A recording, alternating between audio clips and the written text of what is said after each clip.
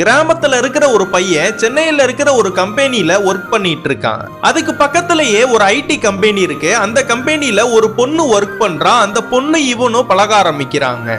இவனுக்கு அந்த பொண்ணை ரொம்ப பிடிச்சு போயிடுது. ஏன்னா அந்த பொண்ணு ரொம்ப வெகுலியா இருப்பா.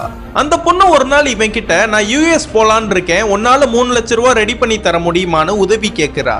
நான் ரெடி பண்ணி தந்துடுறேன்னு இவனும் சொல்றான். ஒரு நாள் இவன் ட்ரெயின்ல போயிட்டு இருக்கும் போது ஒரு ஆளு மயக்கத்துல கிடக்குறாரு.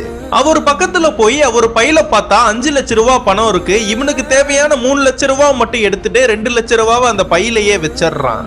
அந்த பணத்தை கொண்டு போய் அந்த பொண்ணு கிட்ட கொடுத்து அந்த பொண்ணை யூஎஸ் அனுப்பிடுறான். அடுத்த நாள் நியூஸ் சேனல்ல பார்த்தா ஒரு பெரியவர் ட்ரெயின்லயே ஹார்ட் அட்டாக் வந்து இறந்து போயிட்டாருன்னு சொல்றாங்க. இதெல்லாம் பாக்குற இவனுக்கு நம்ம காசை எடுத்தனாலதான் அவரு போய் சேர்ந்துட்டாருன்னு ரொம்ப ஃபீல் பண்றான். அமெரிக்காவுக்கு போன அந்த பொண்ணு ஆரம்பத்துல இவன் கூட நல்லா தான் பேசிட்டு இருந்திருப்பாங்க. அதுக்கப்புறம் போக போக பார்த்தா அவங்களோட ட்ரெஸ்னா மாற ஆரம்பிக்குது. இவன்ட்ட பேசுறதையும் அவாய்ட் பண்ண ஆரம்பிக்கிறாங்க.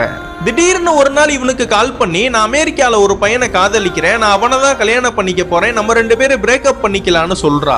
இப்படின்னா சொல்லிட்டு போனை கட் பண்ணிடுறா. இதெல்லாம் கேட்கிற அவனுக்கு ரொம்ப மனசு உடைஞ்சு போய் ரொம்ப கஷ்டப்பட ஆரம்பிக்கிறான்.